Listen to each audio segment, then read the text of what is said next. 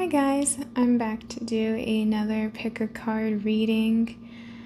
So I didn't know what kind of reading I wanted to do today, and I saw my little Buddha statues and I thought, why not do a reading on like letting that shit go, right? Buddha always talks about emptying the mind and learning to let things go.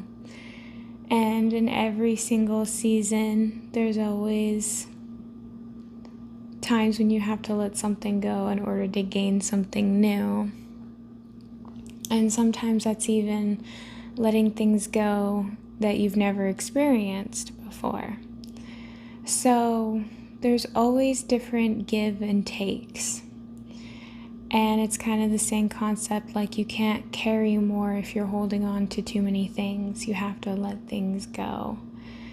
And I feel like this is somewhat where a lot of people have had to deal with from 2025 all the way up, this whole year. I feel like a lot of people have gone through significant changes in their life. And so I thought today would be a pretty good reading to touch on that. And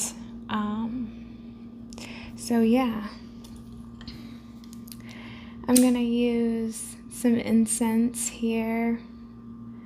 It smells not too bad. It's like jasmine, so working on the heart chakra.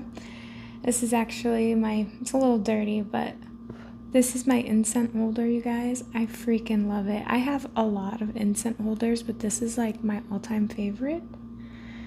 So I overly use it. And I've cleaned it multiple times, but anyway, it's like a steampunk heart, kind of goth. I like it. Anyway.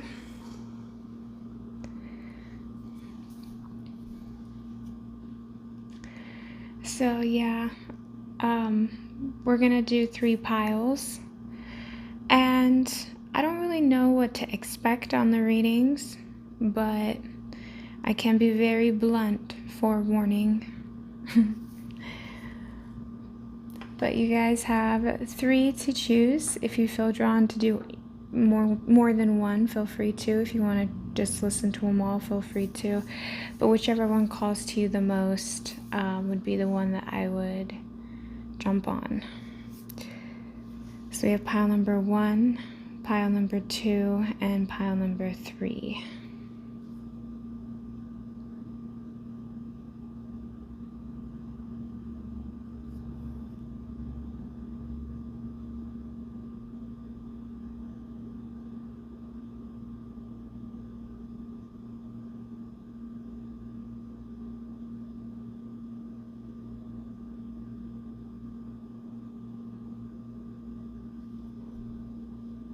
Okay, those that chose pile number 1, this laughing Buddha. This is going to be your guys' reading. I'm gonna go with the Rider-Waite Tarot. Gotta always go with the classics. Plus, I just feel like this is like the most easiest deck to ever deal with. I love this deck. I'm so glad I got it.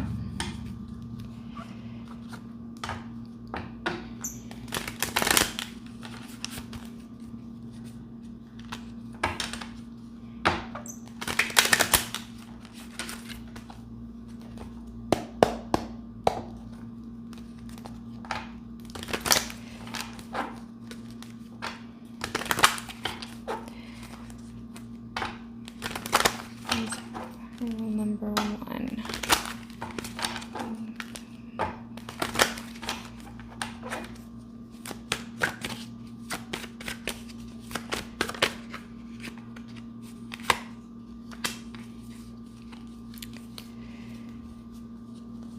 So what you guys need to let go of, the fear of lack. by letting go of disappointments, challenges, things that almost feels like hitting rock bottom. Maybe being seen for a negative light, right?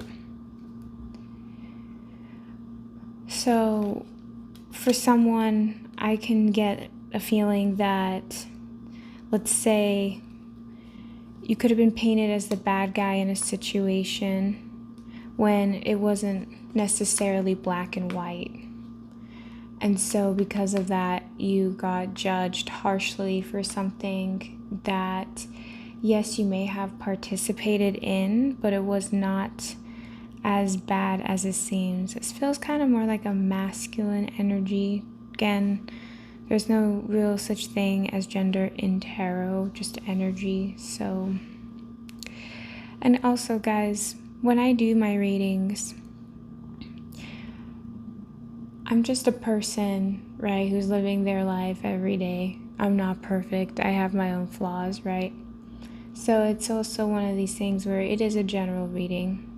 Take the advice if it feels like it resonates or if it feels like it's something you can relate to.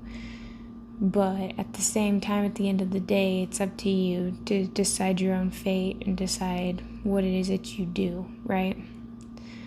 But what I'm getting here is that somebody here has dealt with a lot of disappointments.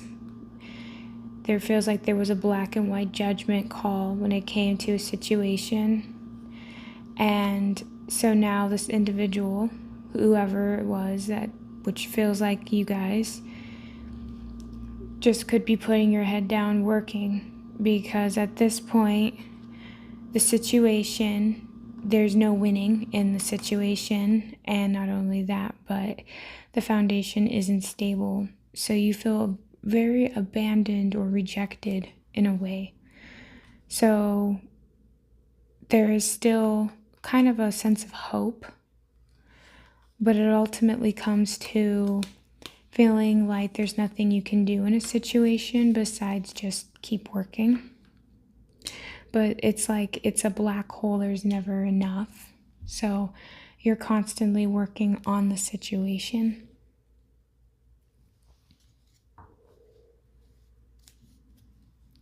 It feels kind of too like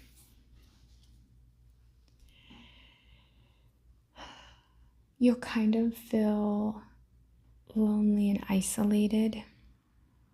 And you feeling lonely and isolated because all you do is work and all you do is, if it just kind of feels like there's never enough, right? It's like breaking up the anatomy. It's like it's always the same thing, it feels like. And it's kind of almost feeling like you're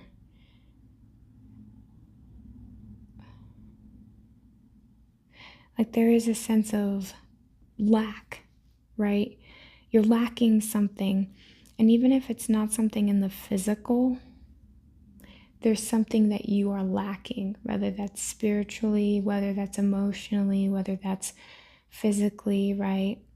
Whether that's something where you can say is even lacking relationship, lacking a sense of being, a sense of purpose. So this is giving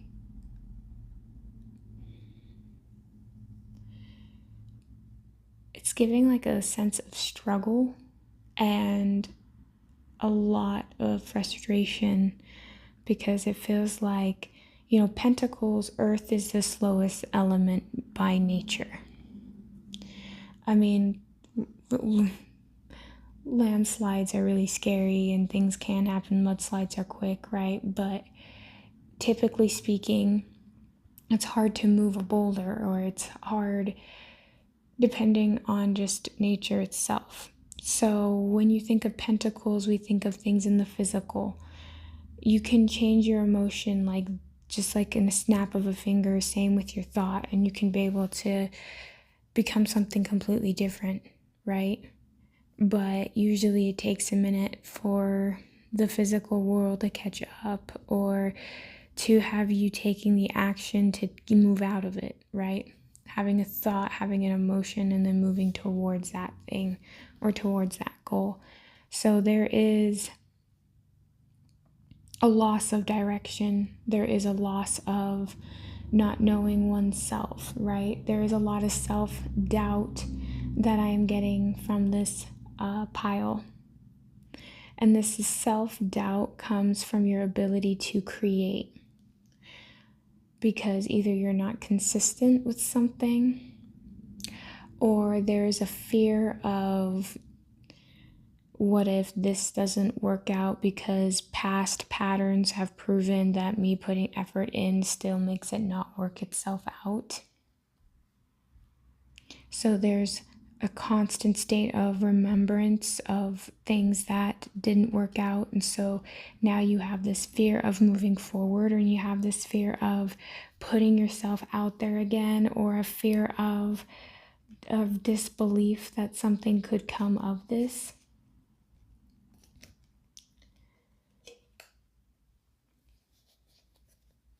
And it's bringing in worry, anxiety, stress. And so then more doubt, more self-doubt comes in, more insecurities come in, more worry comes in. And then you don't know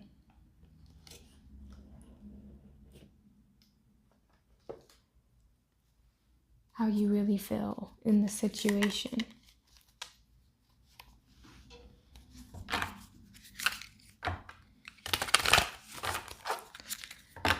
So let's pull a card from the animal card. I can still keep going on about this one card, but I do kind of want to try and get some other energies up here, because at this point I feel like it would be monotonous, which would be the point, right? Because you feel like, and for a lot of you guys too, it's just a huge struggle, because you will try. It's almost like doing the same thing over and over again, but you'll try in different little ways, hoping that that would resolve it, but you're not resolving the main habit or the main issue. And so you're just kind of throwing a band-aid over the pain or over the issue and not addressing it, right? So there needs to be something there that changes.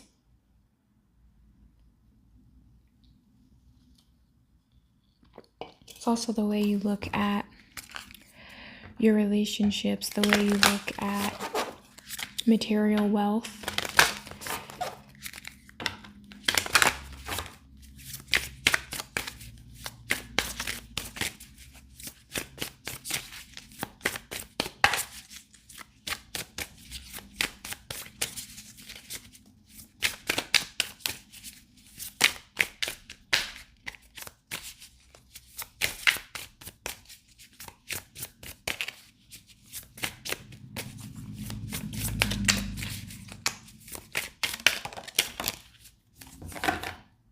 I was not expecting to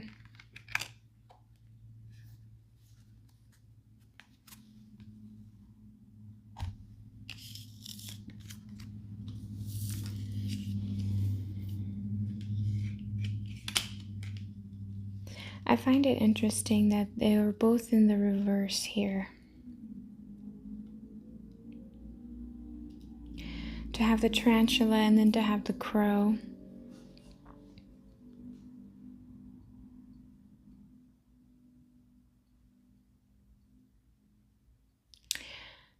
It's kind of interesting. There are different types of tarantulas that are so huge that they can eat a bird. And they can catch birds. And I'm just getting a feeling that this is a toxic relationship. And within this toxic relationship, it's like you see a bunch of red and you see a little bit of orange and a little bit of yellow. Those are what you consider the lower parts of ourselves, right? Our survival, our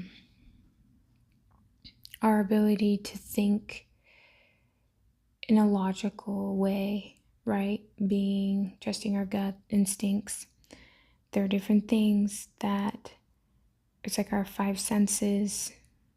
There's just like more of the physical reality, right? So it feels like a very materialistic person.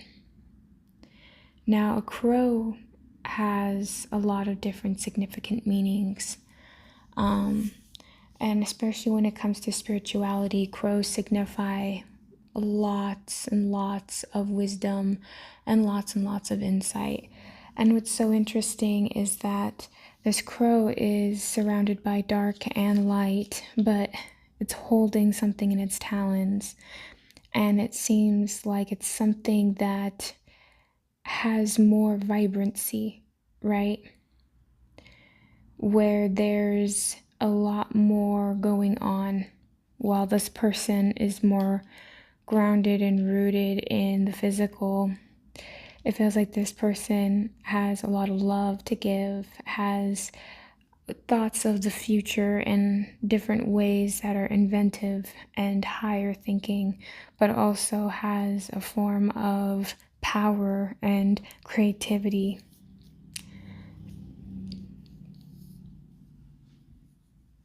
And whoever the fire sign is could have brought out in the earth sign, or the air sign, some issues, right? It's like a very toxic dynamic.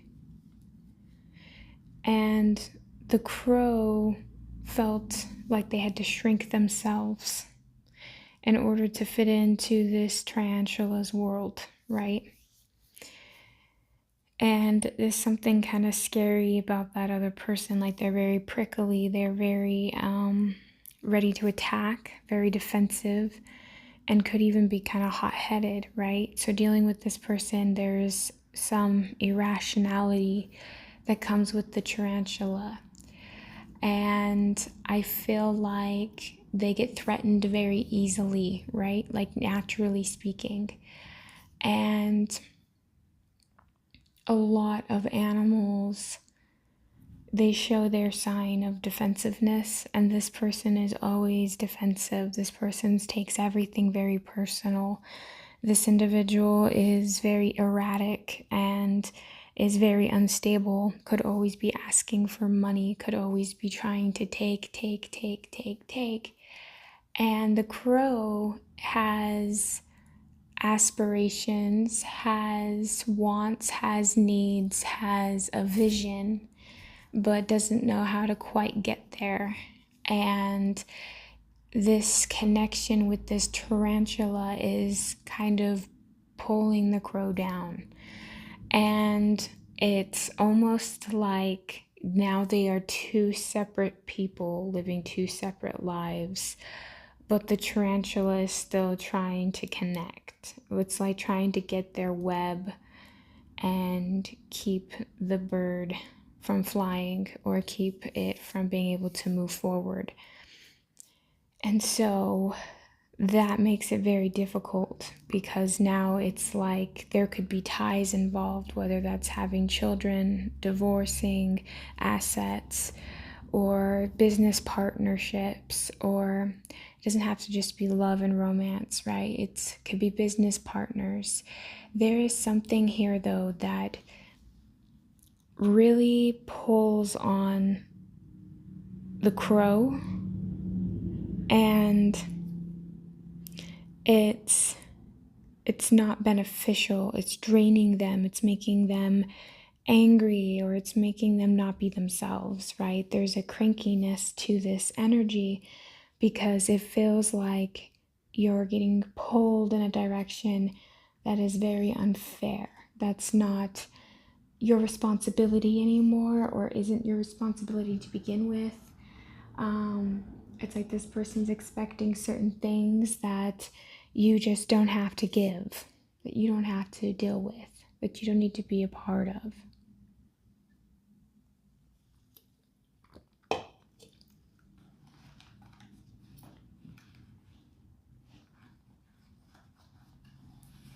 Yeah.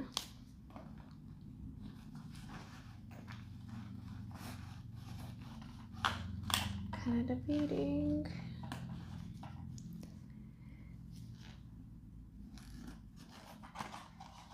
Yeah, let's go with the Alice in Wonderland one. It's like I'm an Alice in Wonderland fiend. Okay.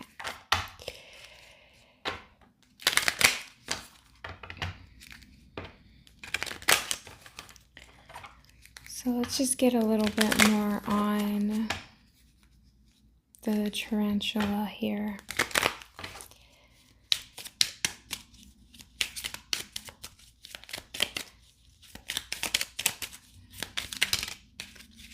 Whoa, perfectly landed on the tarantula.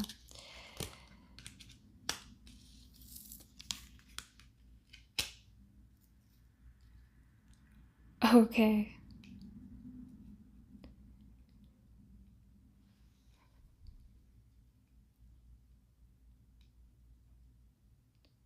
So this person's always talking and complaining about how they were hurt and how we had good times. It's like this individual uses manipulation at its finest, nostalgic moments, or talking about disappointments, about how, it's like guilt tripping. And then they kind of pull back, and then they try and make you have fun times or laugh. This person's very, very manipulative. How about the crow's energy?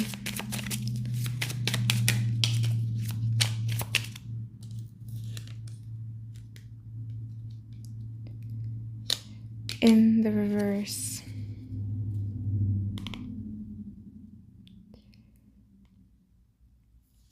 Yeah, you remember the good times, but it's not the same. You're figuring it out. It's like there is this, you're in between, right? You're in the in between. That's what I like to call it. It's like when you're in the in between, what that usually means is you're almost indifferent to the situation. You can see it from both sides, and you can see it from different viewpoints and different angles. So you're not necessarily completely detached from the situation, but you're also not necessarily going to put all of your opinion or all of your weight into one way of thinking or believing. It's like giving someone the benefit of the doubt, in a sense, giving somebody time to prove themselves. Or even if it's not in that case, there is this sense of feeling, because I'm not really getting that that's necessarily the case, right? But it's still like that can be a form of indifference. But what I'm getting here is that there is a loss of feeling towards an individual, because it's almost like, you know what it's like when you see someone and you see them for really fully who they are, and it's almost like you can tell whether or not they are a waste of time, or whether or not they are somebody that you can see evolving with. And when you get that glimpse, when you see that person, you go, and then you decide, or you know that with the patterns that there is, that it's time to find healthier boundaries. So you're in the in-between phase of deciding whether to continue down this path that you always have been with this individual, even though you feel like you kind of see through their lies and deceptions and their web, right? It's like the web is no longer transparent. You're not gonna fly straight into it because now you see it, so you can avoid it because the light shined just right on it. It's kind of one of those situations, right? You're no one's meal, you're no one's dinner. So you kind of almost it's like you're dodging a bullet, and you're doing so with your own discernment, but there is this self-doubt because there is this fear of letting go of something that you've held on to for, even if it's months to years, right? There's a familiarity there, and we get very comfortable in things that we know. And so there is that sense of feeling like you need to hold out. I think you're kind of not talking to this person right now, or you're trying to avoid this individual because you understand the situation. And not only that, but you're looking outwards. You're looking to what might be more of other possibilities because you already know what it's like in this scenario. So it's like you are starting to move forward, right? But now there is a sense of loss, like you don't know where to go next.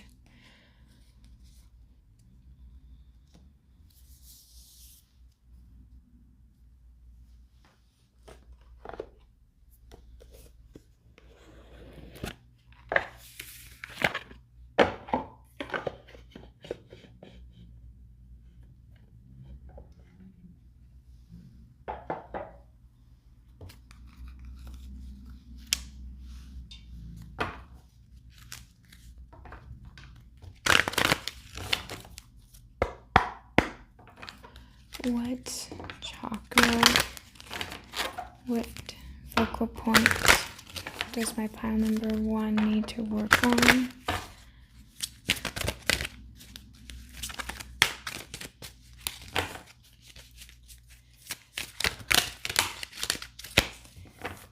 Okay, that's a lot. There is a lot.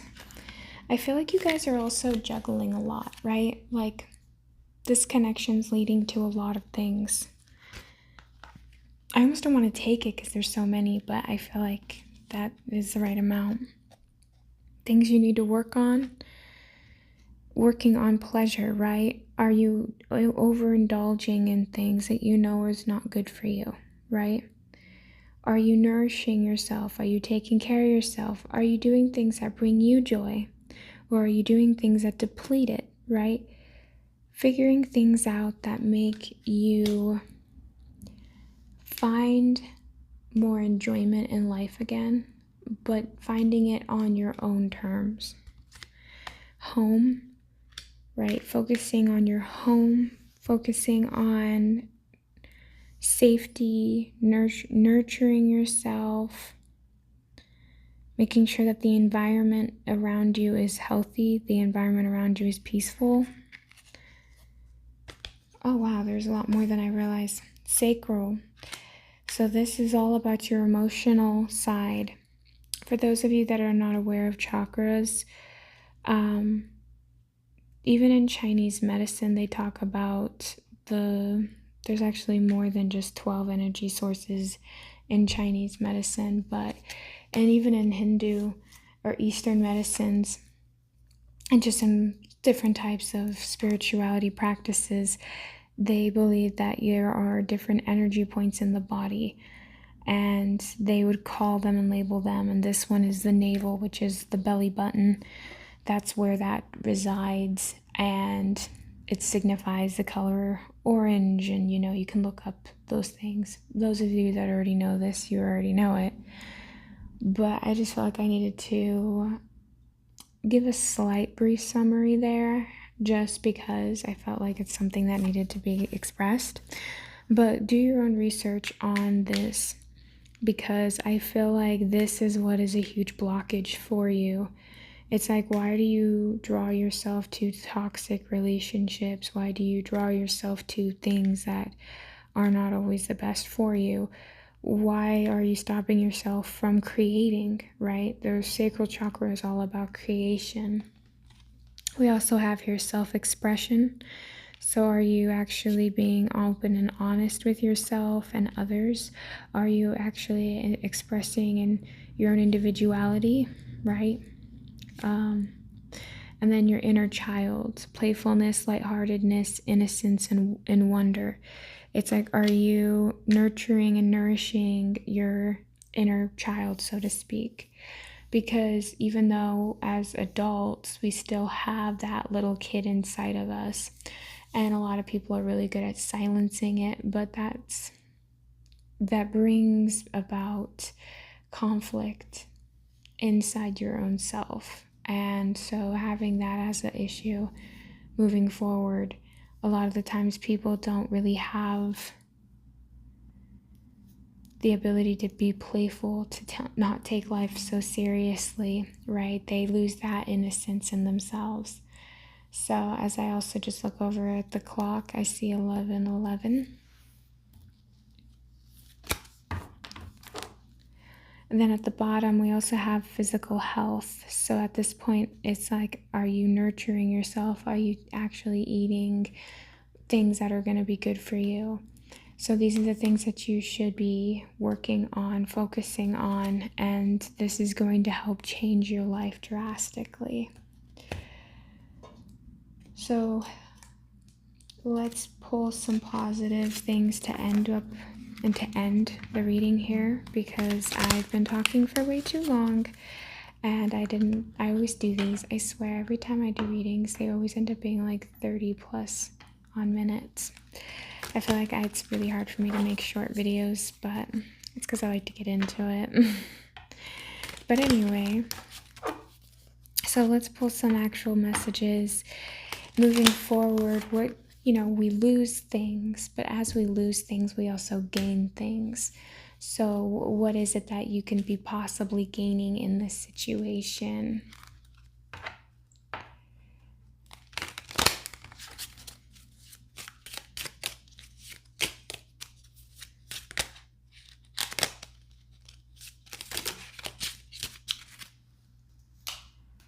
I don't know. I'm gonna put them back. Something felt off.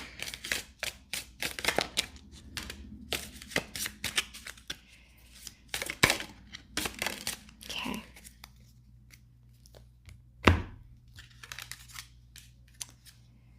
That is so trippy with the cobweb. Okay, let's do it. Clouds, temporary problems. So these are just temporary, right? A lot of the times when we're going through crazy moments in life, sometimes it feels like it drags on and the problem doesn't seem to get resolved as fast as we want it to be resolved, but that doesn't mean that it's not going to be resolved. I don't know how many times there were moments where and I'm a little bit of a worry wart, so I have a hard time not fixating and worrying on things. And I just remember that there was something I had no control over, and I was trying not to worry, and I was like, you know what, I'm just not going to worry about it, and when I have the ability to change it, I'll change it, but in the moment I can't, so I'm just going to focus on things that I can change. And like less than a week, it was like, I think it was the next day or the day after, it got resolved all on its own, and I didn't have to do anything. And it's like sometimes you just don't have to do anything. Sometimes things just work itself out. Sometimes us forcing things, or sometimes us feeling the need to put ourselves in a worse position because of something that's just temporary, right?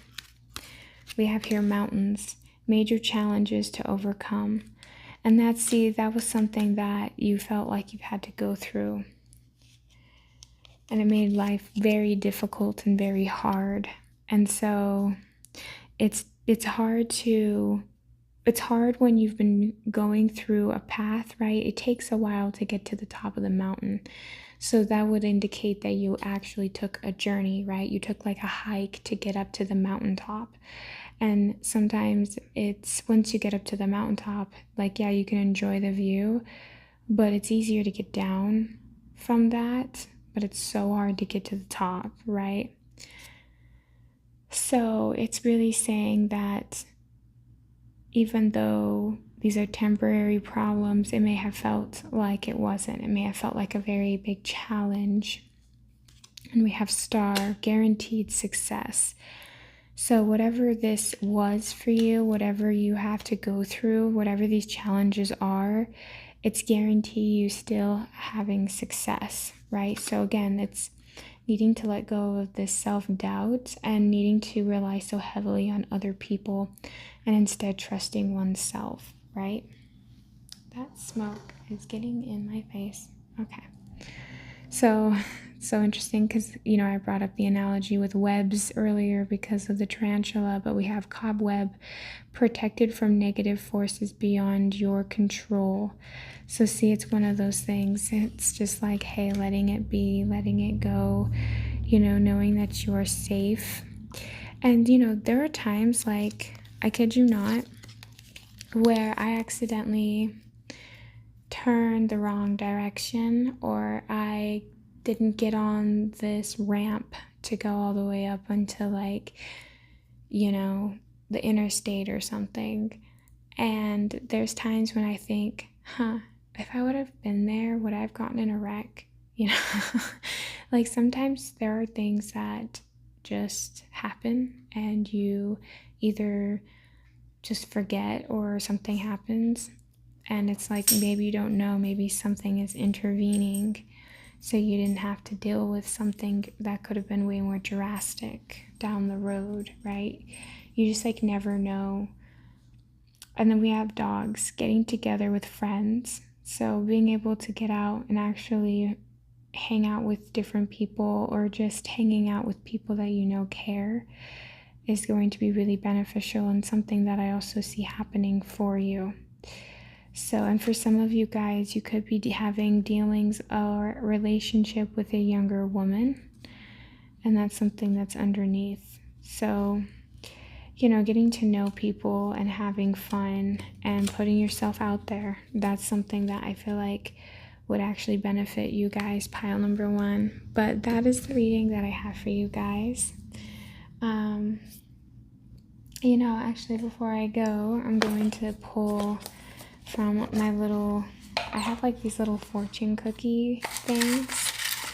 I'm gonna pull 1 or 2 for you guys, just so you guys have a little fortune, a little luck, right? June is a lucky month, especially for all of my Geminis out there. Happy birthday. Okay.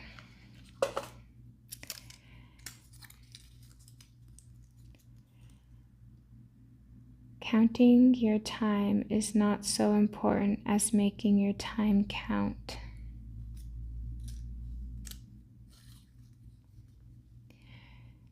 You will be successful in a business of your own. Right? It's guaranteed success. So, all right, you guys, that's what I have for my pile number 1. Thank you guys so much for tuning in. I hope you have a great and wonderful day. Thank you so much. Bye.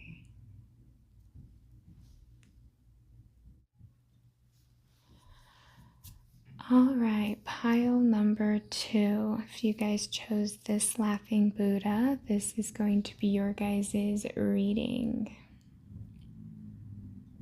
Okay.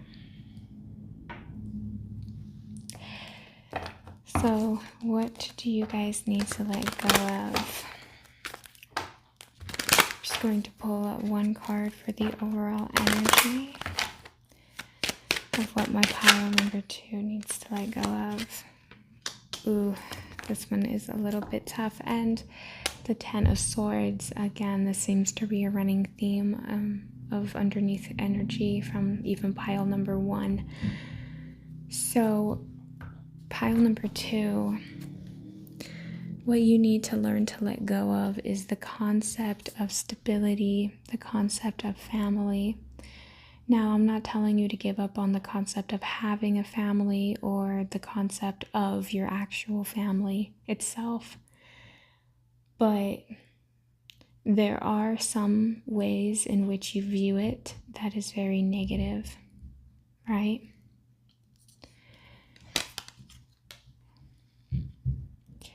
Usually when it's in the upright, there is a lot more positivity. There's a lot going on. But one thing that I feel kind of drawn to is that that little child, there is a part of you, pile number 2, that have had situations where you felt very isolated, maybe not very seen, maybe not very heard. Family is a trigger situation, right? Maybe you don't talk to parts of your family members. Maybe you don't talk to your family at all. Or maybe you have an okay relationship with your family, but you just seem to not be able to create your own family. There is something about a struggle in oneself of creation, of foundation, feeling like you're always struggling to get by, you're always trying to make things work. Forcing like a narrative, an image, an idealism, feeling like you need to be a particular way in order to gain a family or a connection.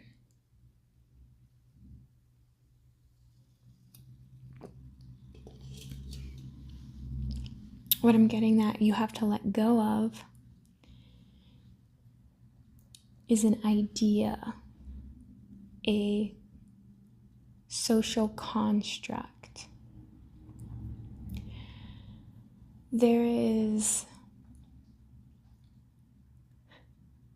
a psychiatrist that his name is Carl Jung, and he talks about social constructs all the time, about how religion, society, government, different institutions have shaped the way that we view relationships, foundations, and the way that and how in which we try to obtain those things. It's human nature to desire closeness and oneness in a group. It's human nature to desire a family or to have something to consider your own, a tribe of your own, so to speak. We all want to be belonged somewhere. But this seems to be a trigger for you because you feel as though no matter what you do, there is a lack of oneself, a lack of one's being.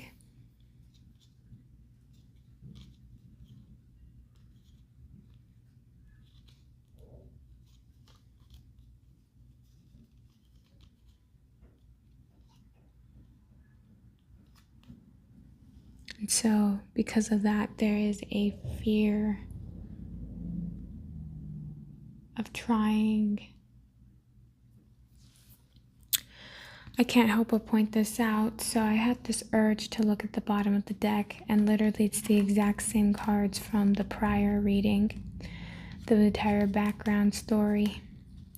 And I've shuffled these cards, and I know that some of them further back are different, but the ones up front are all the same. So this could just be a continuation from pile number 1 to pile number 2 for some of you. You have watched both.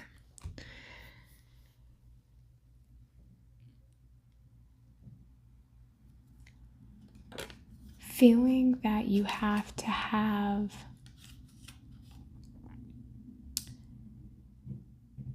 you feel like you have to have some kind of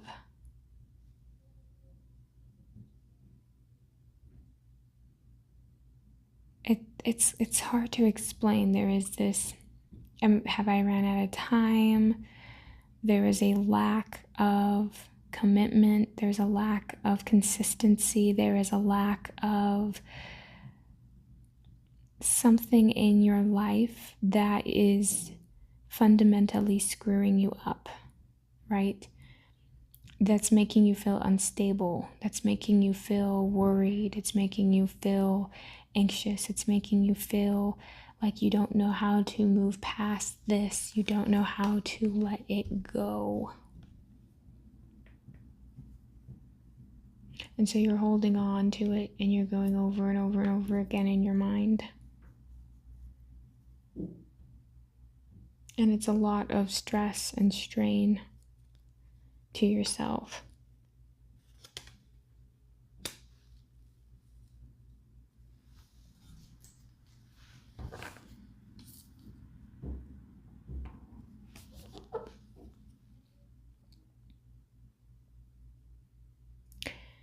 you could have put a lot of time, energy, and effort into something and it crumbled. So the foundation of this situation is just... No, I'm not saying... Now hear me out, okay? Pile number 2.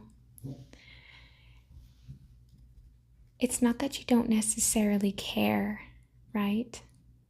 But there is, in a form of philosophy, they talk about this. They call it the sunken fallacy. What that pretty much means, and I know I've mentioned this before on my channel, but the sunken cost fallacy is when you put in so much time, energy, and effort into something, and over time you're not seeing the results, you're losing from the situation, but you've put so much energy, time, and effort into the situation that it feels almost harder to start over again versus consistently losing, right? So there's a time and place when you have to cut your loss. It's like if you go to the casino and you win some money and you go, okay, I'm riding pretty high, and you start losing more and more and more, and pretty soon you don't have it anymore, and you think to yourself, well, I can probably gain it back. I won out all of this, I can gain it back, and then you get even deeper in the hole. It's the sunken cost fallacy at its play. And for some of you, that's what I'm picking up, is that there is a sunken cost fallacy, that there is I put too much energy, time, and effort into this situation, and to walk away from it now feels like you're cutting so much loss, so much resources, so much time, so much energy, and it pisses you off, right? It just upsets you, and it's eating away at you. So let's get some cards here on the energies that are surrounding the situation at play.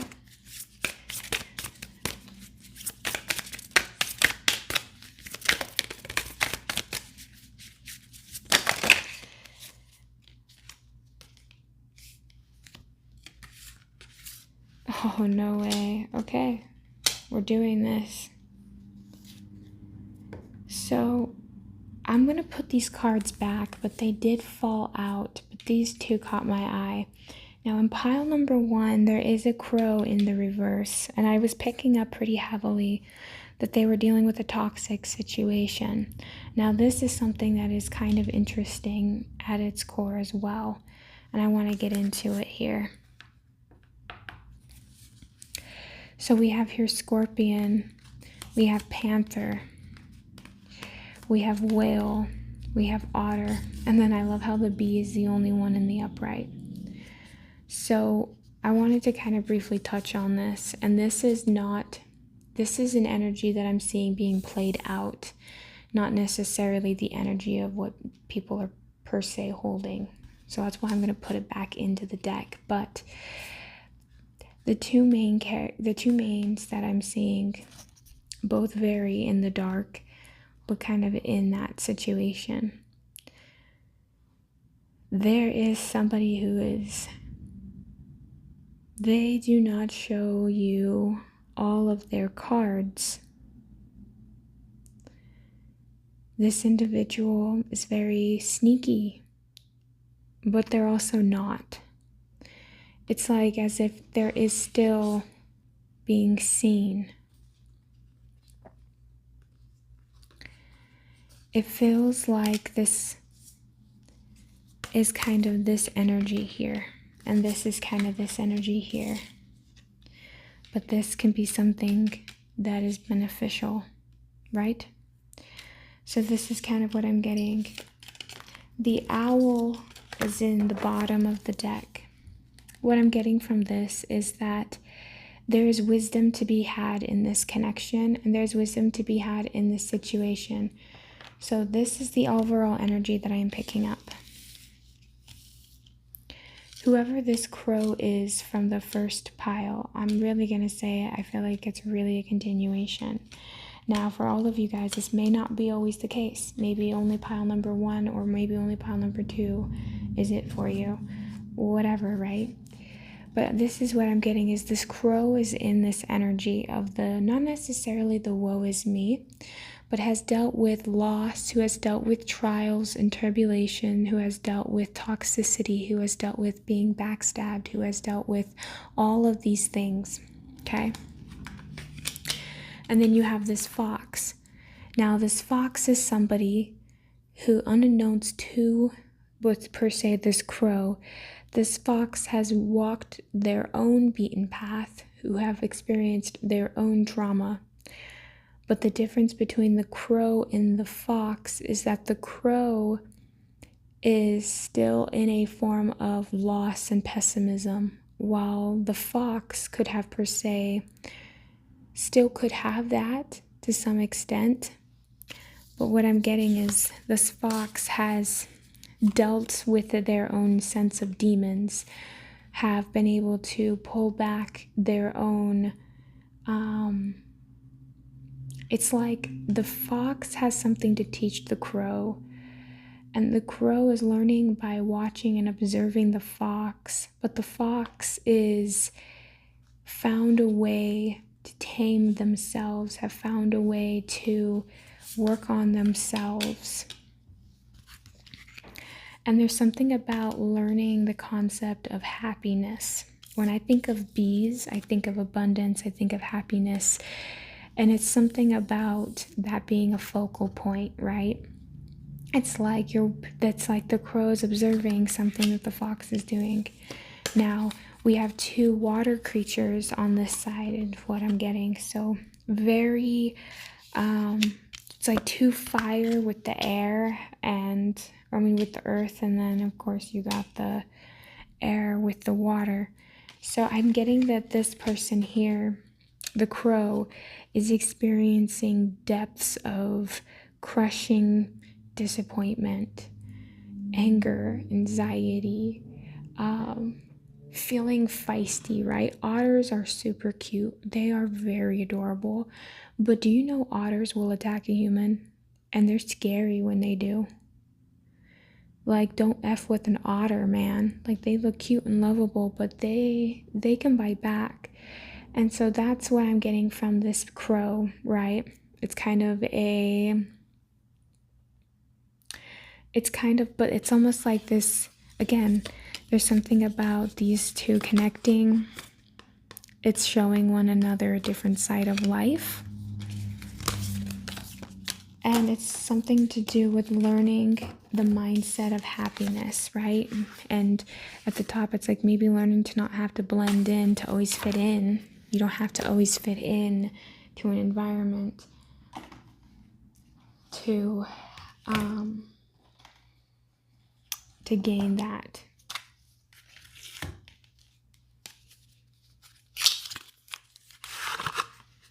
Now I'm filling this one instead of the Alice in Wonderland. So what I'm getting here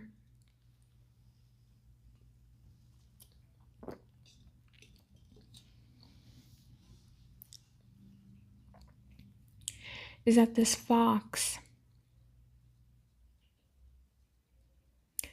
is very strategic, blends into the background, very quiet, holds things close to their chest. And because that person is very introverted or is very secretive in their own way, it makes the crow very suspicious of this individual, to where the crow is now examining this person and going, I don't trust this person. They move odd. They move different. They think different. They speak different. They dress different.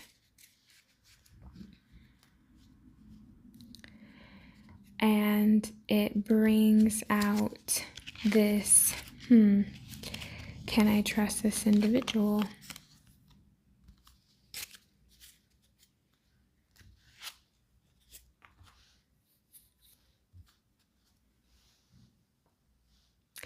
And the fox isn't even looking at the crow.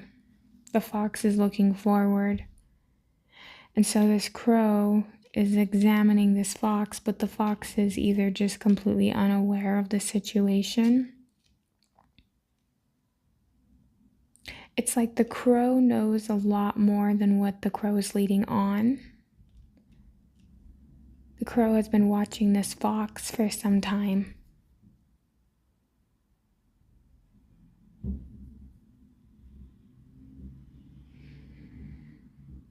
And it's like this fox, whoever is embodying this fox energy,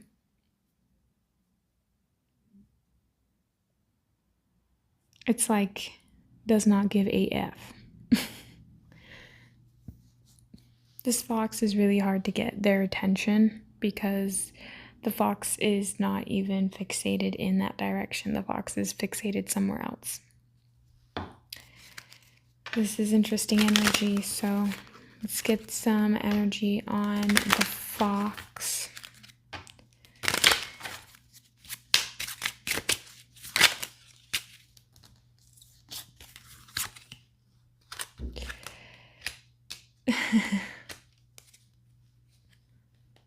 So this fox is focused on letting go of some things that has happened in the past.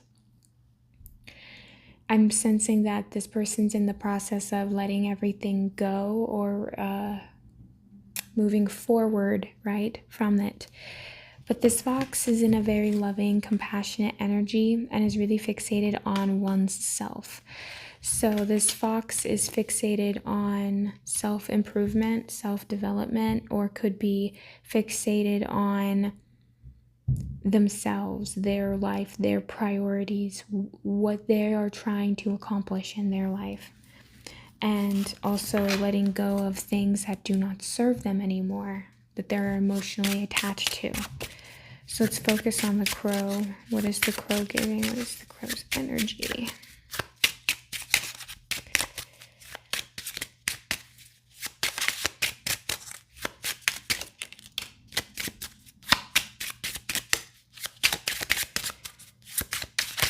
Ooh. Okay. Wow, a lot just happened. So I have to say this is kind of interesting. I heard a car horn honk, and I don't know if you guys can pick it up, but when after the 3 of diamonds spell, and then I heard the car horn, it kind of startled me, and then all of the cards just came right out. I think only one fell. Oh, I'm too short. Oh no. Okay. All right. Oh man. Okay. That was like so dramatic. That's interesting that there are 2 twos that fell on the floor, right?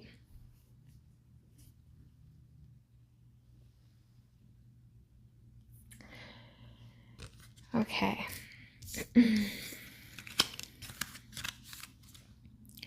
So what I got initially is that there is this sense of wishing. It's almost like, my gosh, I cannot talk now. It's almost like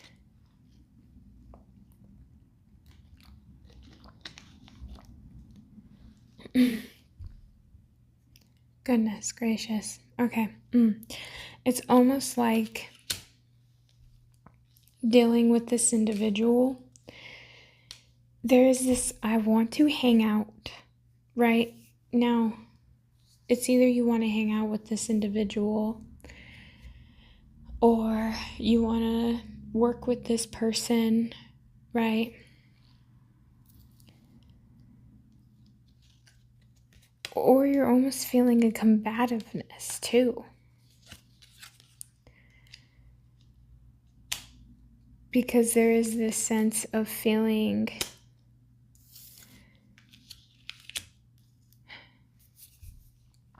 it almost feels like that's how you initially felt. And then all of a sudden, with time, it's like the crow started to feel threatened by the fox. Because the fox, oh my goodness.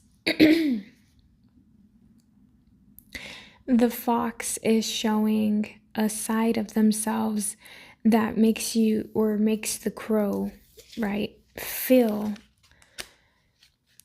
like it's not safe. They don't know what decision to make, and they don't know what direction to go in, because there is this initial fear of this person being sneaky. This doesn't feel like something, but it's based and rooted off of the trauma, or based and rooted off of what the crow has experienced. So some self-projection, these are things that need to be let go of, right? It is the mind. It is a mental construct. It felt like with pile number 1, it felt more like a physical, hey, you need to physically let go of a relationship or physically let go of certain things. With this one, it feels like needing to let go of a mental construct, a belief system, a way of thinking, right? And it's the way that you perceive people, or it's the way that you perceive a relationship or a family dynamic. It is the way that you perceive how it is. It's like this fox is not doing anything wrong. I'm not getting that this fox is doing anything mischievous. I'm not getting that this fox is intentionally going out of its way to harm anyone. It feels like this fox is in a pure energy. It's in a, I'm doing my own thing. I'm loving myself. I'm working on myself. Or even in the concept of this fox is focused on career, focused on family, or focused on something else, but their time, energy, and attention is on what this concept of love is. Or it's like this fox is in a decent energy, right? So what this is trying to teach you, or this crow, whoever this resonates for, is trying to teach you to get out of your own head. Get out of the social construct that you think you know, or that you know you have.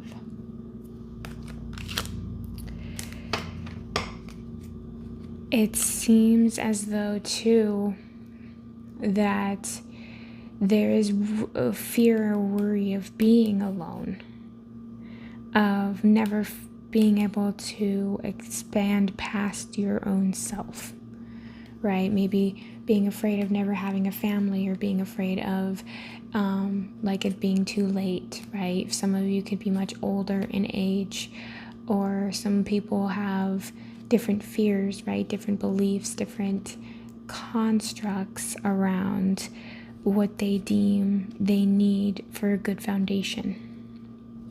And that looks different for everybody. But what I'm getting here is that this is an ultimate fear of this person here. And it has a lot to do with the way that they grew up with people, the way that people, maybe how this individual perceives the situation. It is not the same, and it's giving fear-mongering. It's giving being scared of moving forward with anything. Even if this person is giving you a bunch of green flags, there is a fear of it being an illusion, right? If there's a fear of it not being true, there is a fear of what if, instead of just taking a deep breath and just knowing that you know what's best for you in the situation. So that's something that this crow is learning to let go of. And it's just funny because the fox is a very private individual. They don't go around liking to share their business. They don't go around liking to let people know what they're doing.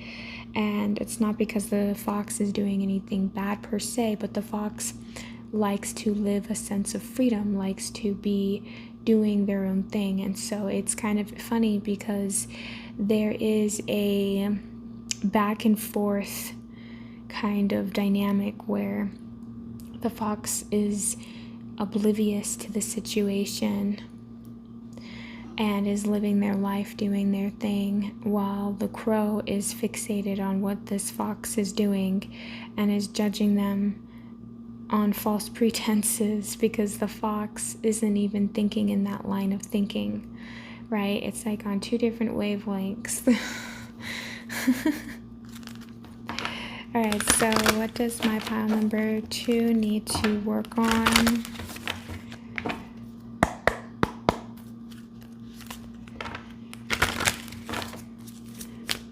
Thing to heal, right?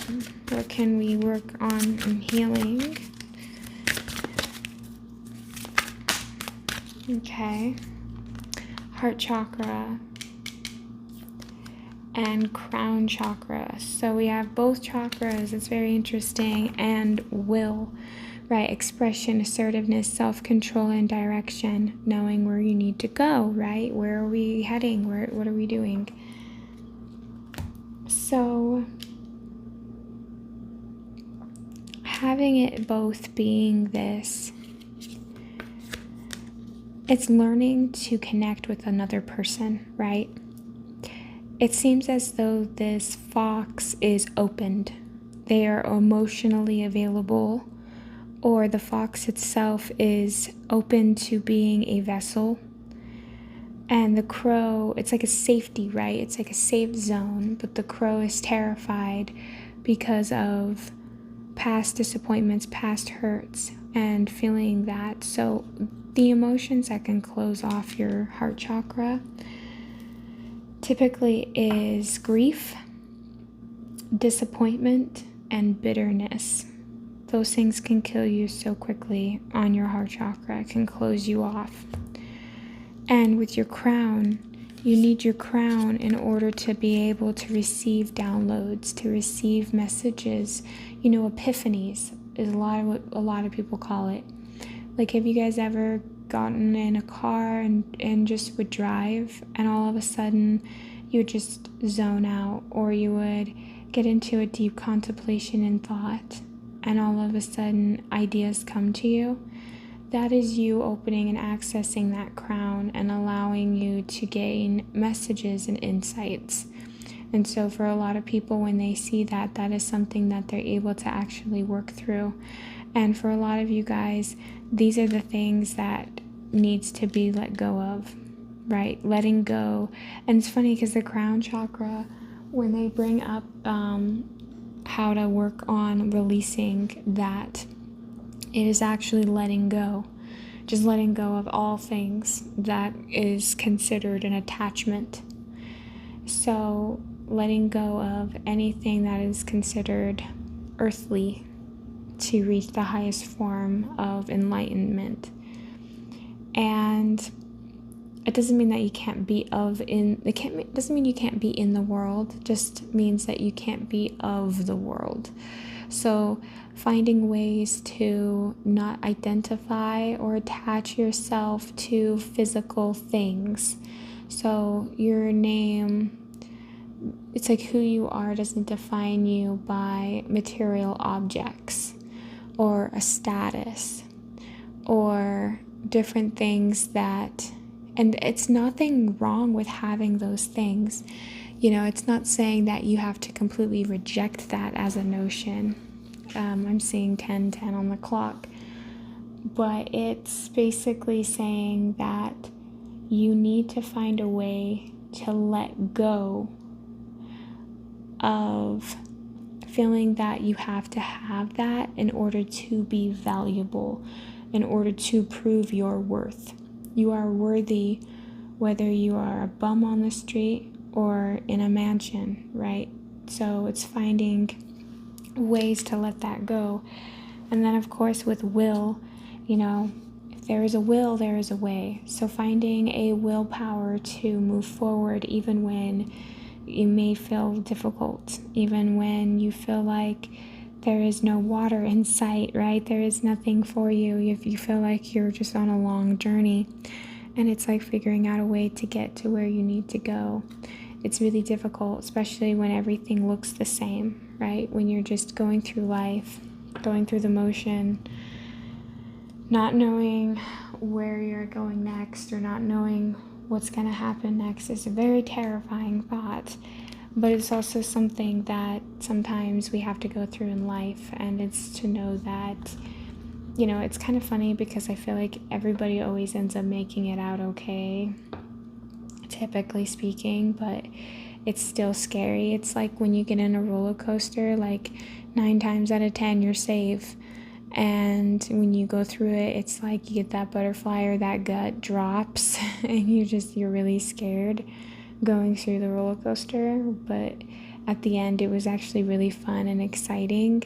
And it's funny because excitement and anxiousness are the exact same chemical compound, so it's actually the exact same emotion experienced in the body, but it's how the brain perceives it. So they either think it's exciting or they are actually thinking they're nervous and scared, and that indicates what feeling you're feeling. It's a really weird thought, but it's true. All right, so let's see what positive things are coming in once we let go of this mental, and it's kind of hard to pinpoint it too. It's like this mental block is kind of like a preconceived judgment about another person, and maybe it's coming to terms with knowing that you don't always have all the answers, or that there is something that you believe that you see. But regardless, for every person, it can be a little different. But there's definitely a mental construct around family or around business. It's just something to do with your foundation. And it's realizing that, just because you do it a different way or because you have a different belief doesn't mean that the other person is wrong, or that they don't know what they're talking about, or that they don't have a different view or a different way of doing something. Doesn't make it difficult. So, okay.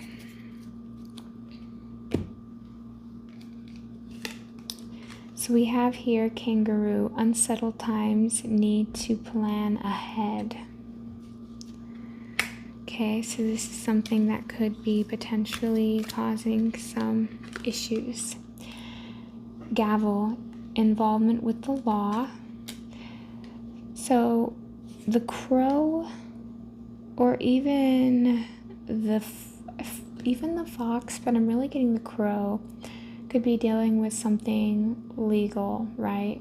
Like, I think in pile number 1, I may have gotten divorced, so some of you guys could be going through that, or the crow could be going through that, or something to just do with feeling. It could even be a metaphor too, but I'm also just kind of getting that there could be something going on as well with finances. And then we have wedge. Someone is trying to come between you and a friend or something you want. So this person could be the mindset. This makes a lot more sense now too. So someone or something could be putting a wedge between this crow and a fox, right? Now, the fox could be completely unaware of the situation at hand, and that's kind of what I've been getting. Like, this fox is kind of oblivious throughout this whole thing. But the crow, I feel like, has some kind of illegal requirements, or could be getting a divorce, or could be losing out on some kind of financial situation. Whatever this is, there's something going on, whether this is like a family dispute, or this could be something to even do with a child, like a custody battle. This could be something, right? But it's weighing heavily on this crow energy. And it's like this crow doesn't know how to even move past that. Like, that in their mind, that is like the biggest barrier And so they don't feel like they should even come forward, or they don't think that they should even waste this box's time, or there's a lot of self-deprecating beliefs. But it's like, it's so funny because I don't know why, but every time I see the B card, right, that was at the bottom, I always think of that song, and it's like always like, be happy now. I can't think of what cartoon it is, but there was like a cartoon where they just had like them singing, and it's always in my head every time. And it's like they could feel very happy, or you could feel very happy when around a certain person. And sometimes you need to trust that energy, right? So we have here Beryl, you feel something is lacking in your life, perhaps love, money, or goals. So there is that sense of feeling lack again, feeling that there is, I mean, that's kind of crazy. It kind of summarizes a lot of it, doesn't it? Just you feel something is lacking in your life, perhaps love, money, or goals. It's like it could be all of the above in the situation. So it's just kind of a very frustrated feeling. But there's like something that needs to shift. There is a mindset that is, it's like this person is not looking at the situation in its entirety, right? It's like a two-dimensional way of thinking. It's not, there's something missing. They're too emotionally invested into whatever this situation is, that they're not seeing it from a wider range. When you take away the emotions from a situation, sometimes you can see things a little bit clearer. There's no clouded judgment as much. There's something that's kind of more moving forward. We have broken ring, parting of the ways in their romance or business. So interesting, right? And then, of course, at the bottom of the deck, we have good news. And then it says, fair man, dealing a relationship with a man with blonde or gray or white hair. So you guys could be hearing good news from somebody about a situation, or something could be going on. But it's kind of like a concept of this person could either be going through a divorce, or could be still, or even could be separated from a situation, but there just seems to be kind of a wedge still between this other individual. So it feels like there's a third party inside of a situation, and it feels like a divorce or parting ways in business or in romance. There seems to be a break in the connection. And there seems to be a lack of priority or a lack of action, right? Because in order to fill this lack, there usually is something that is avoidant to the situation at hand, or to doing something that will actually better the situation.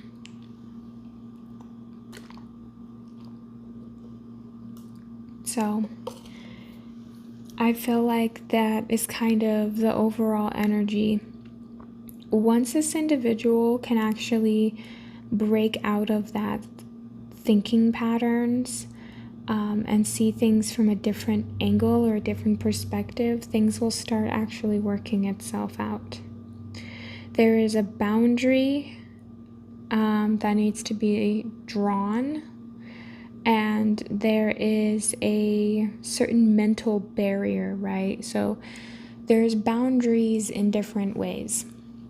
You have boundaries in your spiritual side, where you can say, maybe I don't want to share my spirituality, or I don't want to give certain parts of myself to people that don't deserve it. That's a boundary, right? Same with mental. If somebody is very negative and they're always around you, you can have a mental barrier, a mental boundary saying, I'm not going to let this person's thoughts and opinions affect me. And you have to draw that for yourself. You can't expect that person to uphold that barrier or that boundary. That's your job. So it's kind of one of those things. So once this individual can draw those barriers and draw those lines, then things will start flowing much easier and much clearer. So let's pull fortune cookie.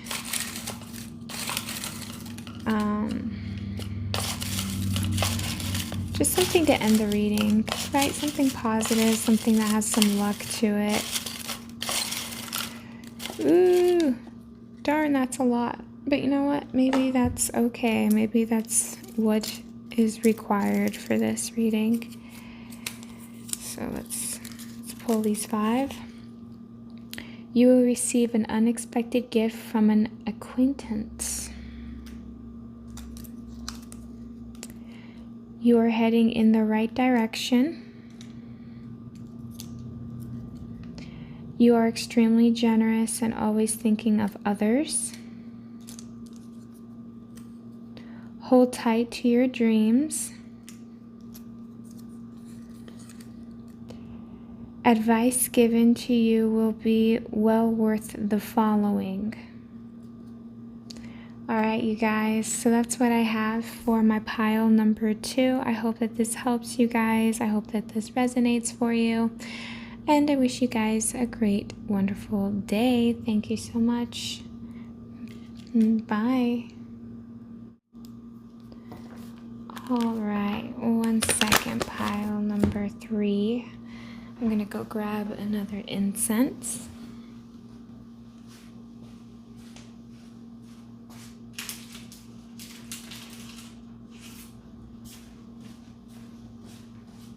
Okay, so I actually like the smell of this one. This one is like the sacral chakra. I'm trying to think of what it was. I just threw away the box. I know that the heart chakra one was jasmine. The sacral wasn't patchouli. I don't remember now. But it does not have a bad scent to it. I like it better than the jasmine one for sure.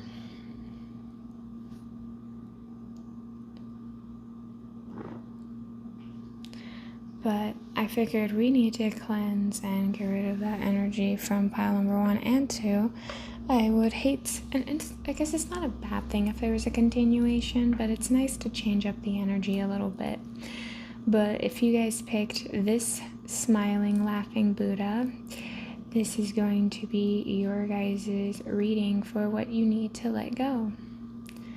So let's get into it. I'm going to pull a card for the overall energy of this reading.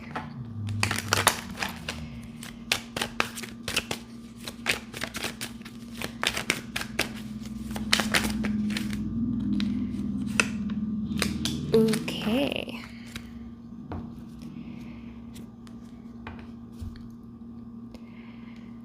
Already starting off here with the 3 of Cups, and then at the bottom of the deck we have the Strength card. So I want to just start off by saying, just by off the Strength card, that there is anxiety and that there may have, it's like emotions have taken over control. There is a sense of already losing before even beginning. And it feels like no matter what you do, there is a sense of nihilism that I am picking up from this pile. And it's something to do with relationships, and it has something to do with connections with said relationships. So for this pile, already what I'm getting is a very deep, sensitive topic. This is something where a part of you feels like, what's wrong with me? Why am I not getting the love, the affection, and the admiration and the care that I need? And it feels like a sense of, it's like you're not getting the validation, the support. This is on an emotional level though. This is something where you don't feel connected to others. You don't feel like you belong with others. And there is a feeling of lack in a situation. There is a frustration that comes about in this connection.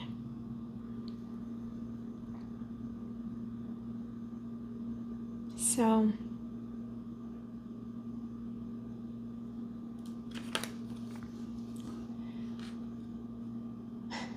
it's always ironic because the first pile felt like a physical release.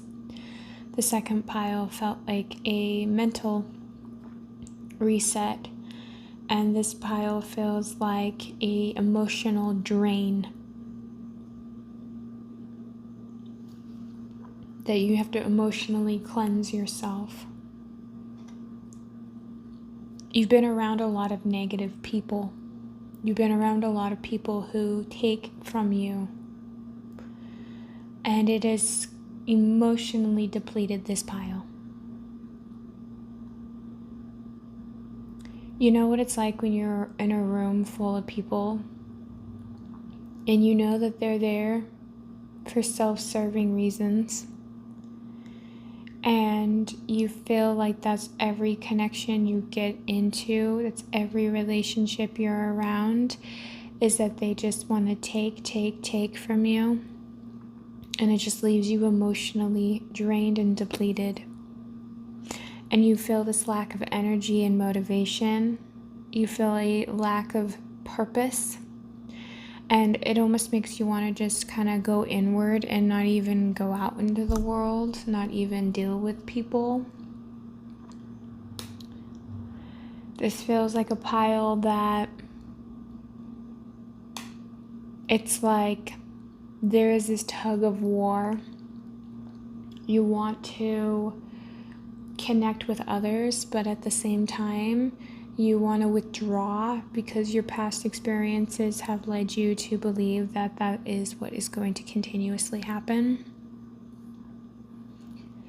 You have been so emotionally depleted and you have been so drained that you forget how important you are. You forget how loving you are. You forget different aspects of yourself. You are a generous person. You are a loving, caring person. But because you haven't filled up your own cup, because you keep pouring out and giving to others before doing it for yourself, I get that this pile has a lot of people that rely on them. And it just feels like it's very burdensome. And it's like your relationships become more of a burden than they are a joy to be around. And it's not that you want to think that way. Not at all. It's just that is the feeling, right? Because nobody is giving back to you in the way that you need them to. And you're not getting your needs met through others. And so when you feel like you're always just pouring and giving, and it's just not being reciprocated, it gets disheartening, it gets discouraging, and it makes you want to withdraw from people, from places, from things that maybe you once did enjoy. So I feel like this pile, what I'm already getting is that you need to start doing things again that make you happy. So if you have particular hobbies that you like to do, you should start doing them on your own again, putting yourself back out there. And even if that's too much for you currently, because I'm feeling that this pile is just burnt out, you know?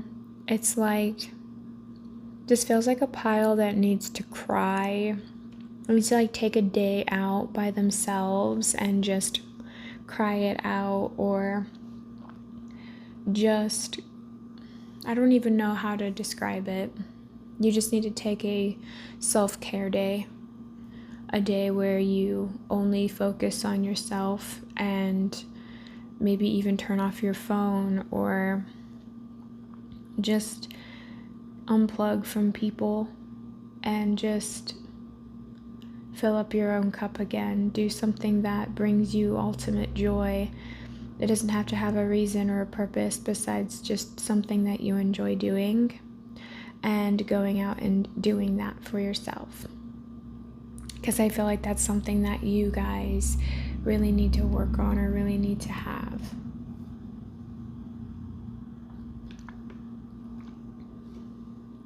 Because I feel like this is something that is putting a lot of strain onto you.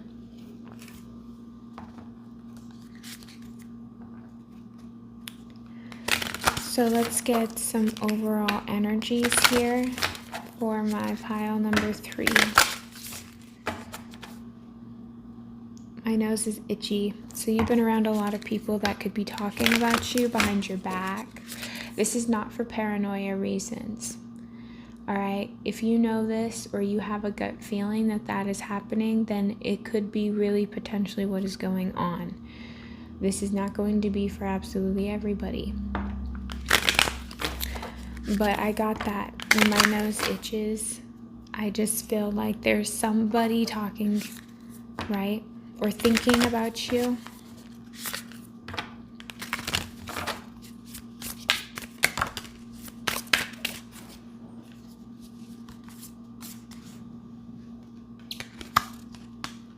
So you have a rabbit.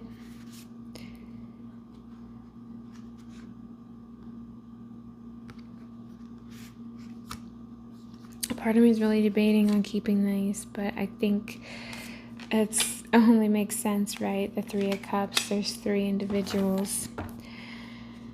And then there's a cosmic egg, right?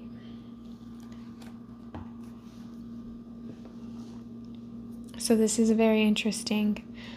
I do like to see that they're all upright position. With this cosmic egg, there feels like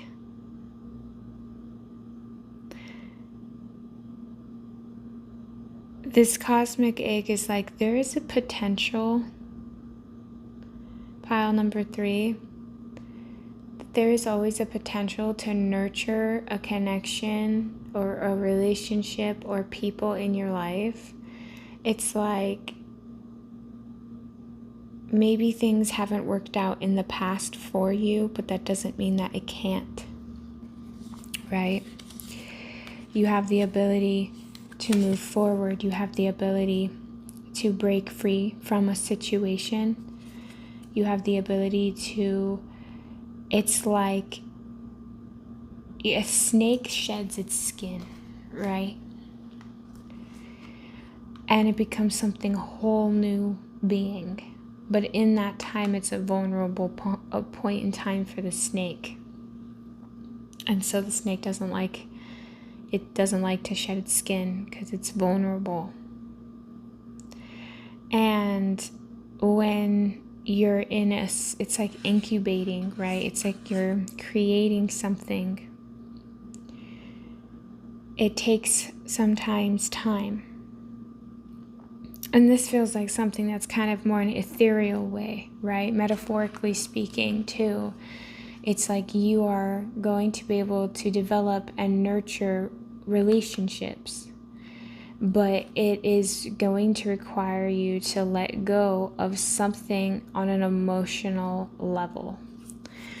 And that is what's kind of awesome, is that you have people around you that could be potentially teaching you something.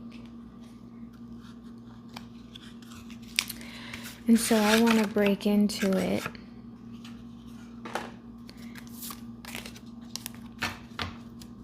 I'm going to use that Stargazer deck here.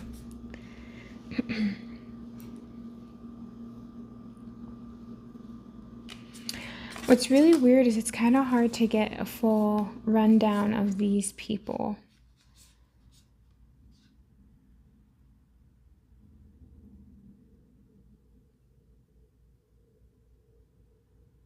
Mostly because I feel like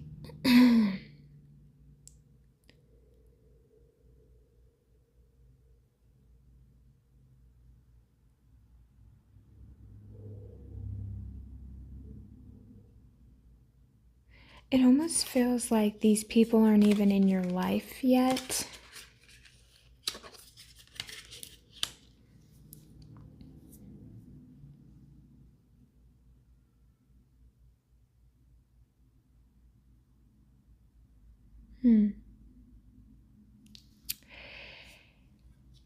It feels like this is potential. Pile number 3, this is potential.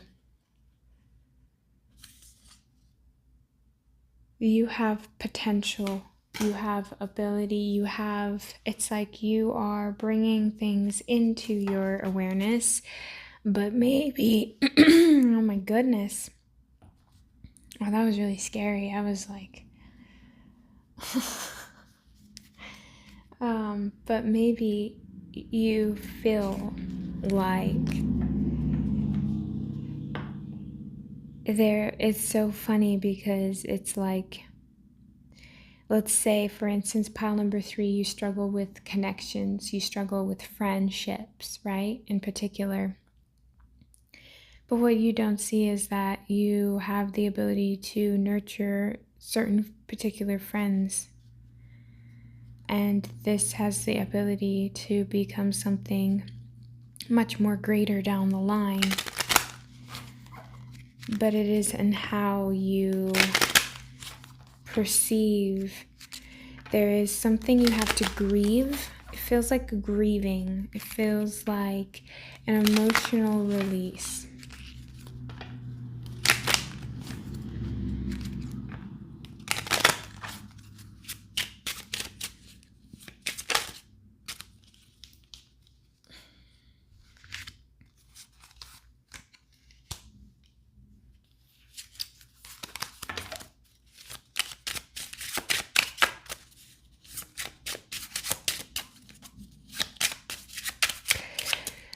So, pile number 3,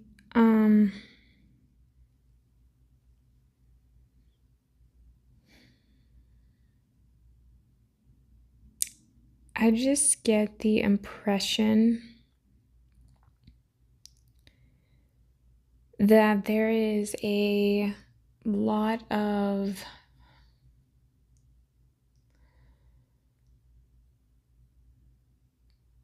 I almost get like the impression that there's like a lot of abandonment wounds, fear of people leaving you.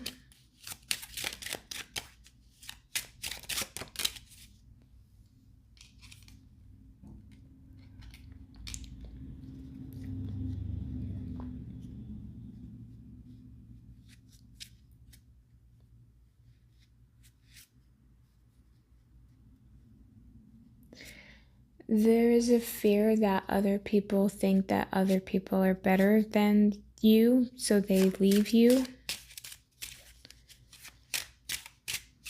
Maybe there's always been a third party, right? Like if you think about it. And this doesn't even have to necessarily be romantic, you guys, right? But I'm going to take it in this kind of scenario. These two people are looking forward and looking ahead while the little rabbit is looking over at them. And the rabbit feels isolated compared to the other two, right? So this could have been a situation where maybe you've been cheated, lied to, deceived. This could also be a situation where maybe even in friends, you've always felt kind of like the third wheel. It's almost kind of always feeling as though even if you're in like say a romantic relationship or you're in a friendship or in all of the above, right? Even at work or anything, it doesn't matter. You could even have like the best position. You could even be dating somebody. You could even be like, it does not matter, right? You're standing, you're positioning, you still feel like the third wheel. And this has been an energy that's been lingering in your energy your whole life. So it's like, for instance, maybe you could even be, and now this isn't going to be for everybody, okay? But like, let's say theoretically, you've basically been an only child or you've had other siblings around you. And you always feel like your needs come last, your thoughts come last. You feel kind of like if you're in a connection, in a relationship, you can feel like you're third wheel from your friend with your girlfriend or boyfriend, or somehow someone else steals the show. There's always a feeling of always needing to fight for the attention, always needing to fight to be seen, always needing to fight to feel like you have a position. And this is something that has kind of been carrying out throughout your life, and it's like a running theme for you. And if this isn't your story, then this isn't your story. But that is what I am getting.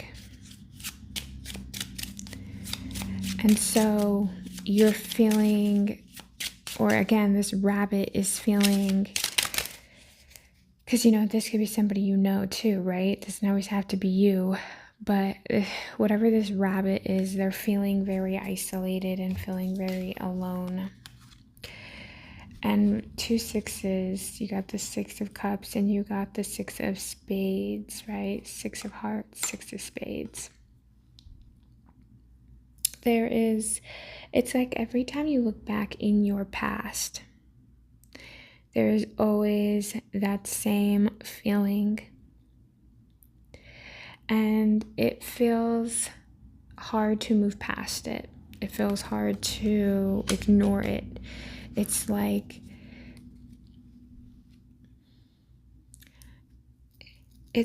you know what it's like when you feel like you always just drop the ball, or you always somehow mess it up every single time.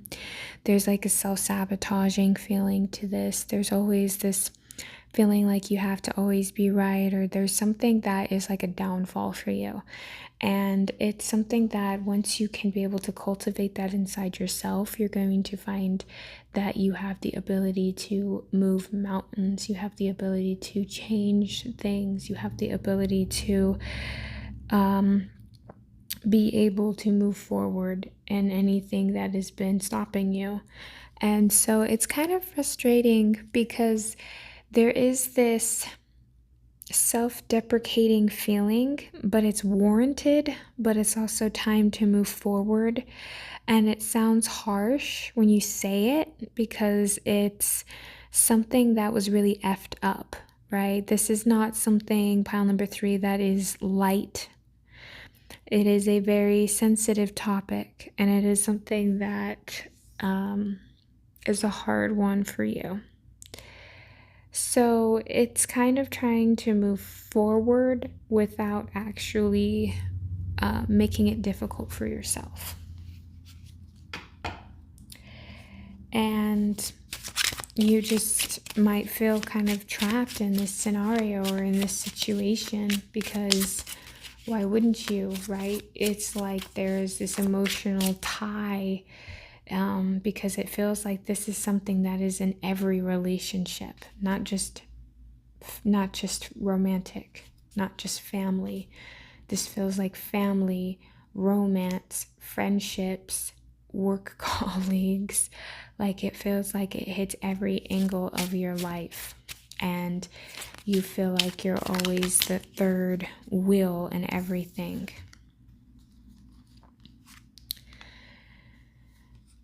So feeling trapped and feeling stuck in this situation, feeling like it's always a lose situation. So you always feel like other people win while you lose.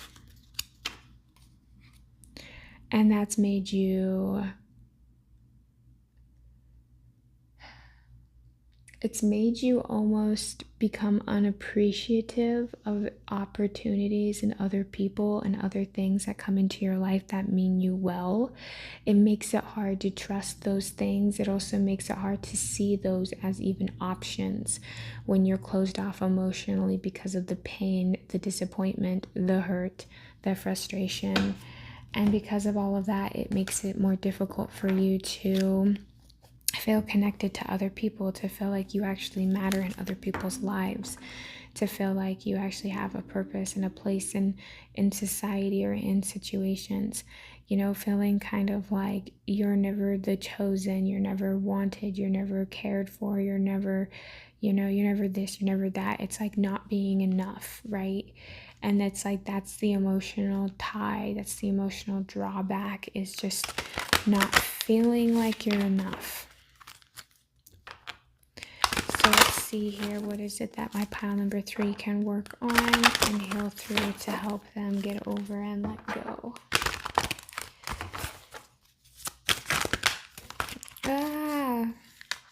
That is a lot. That's a lot. I'm not taking those. That's too much. And it felt kind of chaotic anyway, so.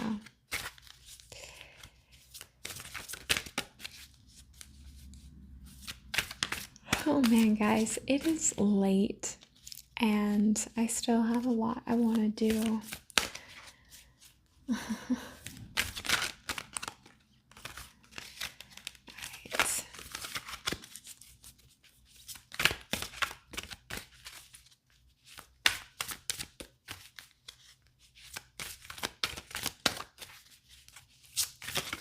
Man, this is taking forever, and it feels like it's taking a while too.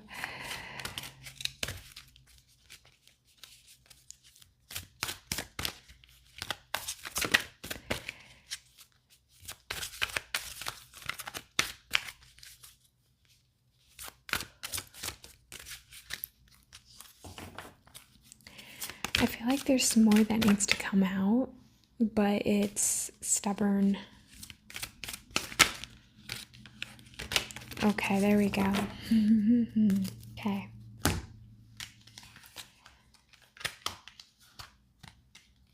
Interesting. So we have dream, message, sign, symbol, and guidance. So for some of you, you actually could be dreaming about this individual, or dreaming about situations. For others of you guys, it's saying don't give up on the dream that you have when it comes to a said relationship, right? Now, it might not be the same person that you might have a dream with, but it could be potentially that, there is the ability to change your outcomes. There is a timeline you can shift. You have the ability to change how you've always done things. And it's kind of saying things like, are you paying attention to messages? Are you paying attention to signs and symbols, even in your dreaming life, but also in your waking life? And sometimes you just have to pay attention to patterns. And it's just one of those things where sometimes you have to just trust yourself. It's kind of funny because we don't know what really happens when you die. And sometimes it's easy for our brains or our egos to think that we're way more important, that it only happens to other people and not us, right? And it's kind of one of those things where I feel like we always have a tendency of closing up our third eye. We always have a tendency of not wanting to believe. We want to believe in the illusions. We want to believe in a world that it feels safer, right? Thinking about scary thoughts, scary topics, thinking about death, or thinking about just taboo topics can make people very insecure, can make people very scared, nervous, want to shut down, get angry, right? Because those are things that are, it's changing the status quo, right? So now your solar plexus, this is right in where your rib cage starts to open up, right? It's right there, right around your gut, your stomach. And it's kind of funny because we have gut instinct as well, and that also correlates so heavily with the solar plexus energy field. And it's kind of cool because science has been able to now measure that chakras exist in the body, and that there is main energy points inside the body, and it correlates with your nervous system. It's pretty fascinating. And it's funny because they say that your stomach lining, your heart lining, and your brain still all have the same cells, so they all communicate simultaneously. And they always say, trust your gut instincts. So in this scenario, pile number 3, it's like you have to trust your own gut instinct. What does your gut say about people? What does your gut say about situations? And go based off of that. Then what you perceive, what you see, because what you see might not actually be what is going on. What you're perceiving about a person, a situation, can all be a misunderstanding. So it's kind of one of those things where you don't really know unless you put yourself out there. You don't really know unless you take that risk. You don't really know unless you do something that is bold, something that takes you out of your comfort zone, something that builds a sense of self-worth and self-confidence, right? Something that is built on a more solid foundation, something that is more authentically you. Putting yourself out there in a way that's different, putting yourself into a situation that is different. You know, maybe you're used to being around particular different types of people that all have similar personalities or similar thing, and maybe you're needing to put yourself into a different room, a different setting with different people. Maybe you're outgrowing a situation and it's time to change it up. There are so many things that require your energy, that require your ability to move forward. And it's like you're being guided, and it's funny because it's in an abstract way. So everybody's a little different. So for me, if I see insects or animals, right, if I see a pattern over and over and over again, sometimes I'll see the same number sequences. I'm big on numbers. So if I see like a repeating number, if I see repeating patterns, I will take note of that. And that usually actually always ends up being, like I'm big on angel numbers. So if you like keep seeing like 1212, or seeing like, they don't even have to actually be in a sequence like 777. It could be like I keep seeing mirrored numbers like 636, right? Or like 717. Or it could be something that's like, 1425. It doesn't have to be anything super crazy, but it can be any kind of sequence of numbers, but anything that is kind of like synchronicity. But there are signs and directions, and it's funny is with that gut instinct, it's like that's kind of what is guiding this individual. It's what's guiding you. And so your body's intelligent and it knows things before you do. And so it's basically saying to trust yourself and to trust your gut instinct and know that you know what's best for you. So let's pull here some messages on what it is that you need to let go of, or what it is that you are letting go of, and what are the benefits of that too. Just kind of seeing just the last remaining bit of this. It's getting... I spend way too much time. Okay.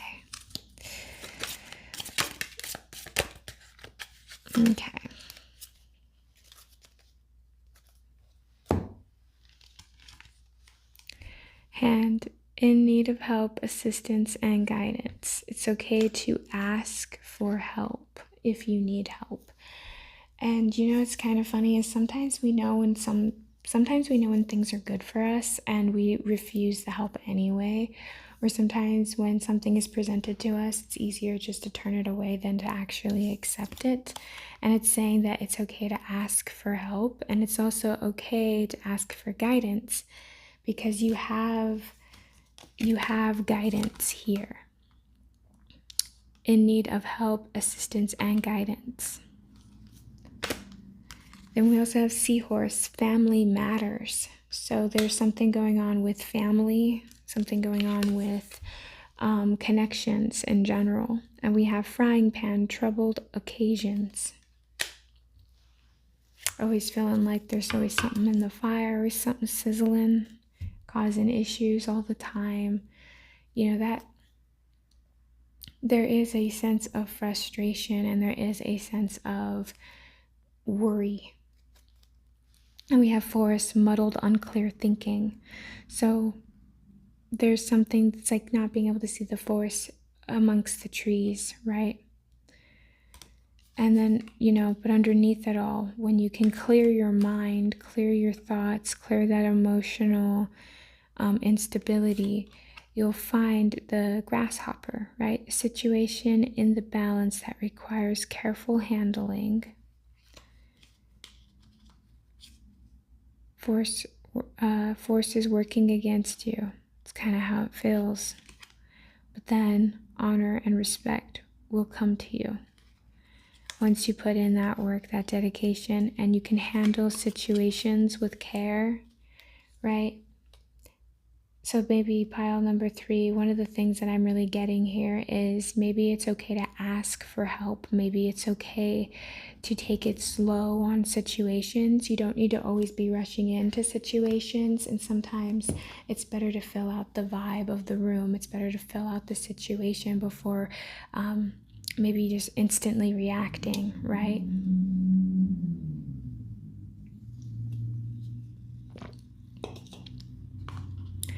So let's pull some fortune messages before we go, and so that way you guys can hopefully get a little bit of luck.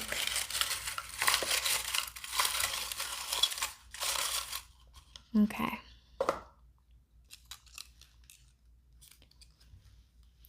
A romantic mystery will soon add interest into your life. Ooh.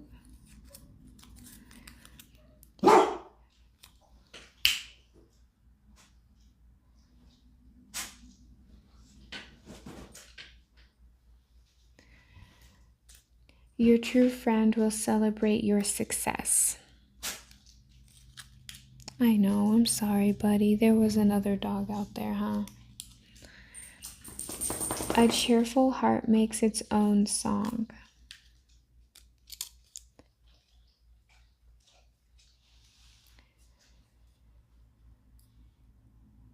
Following inner promptings brings quiet accomplishments.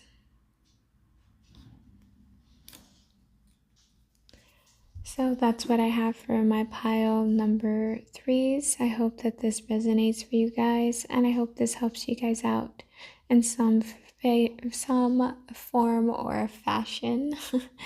Thank you guys. Have a great and wonderful day. Bye.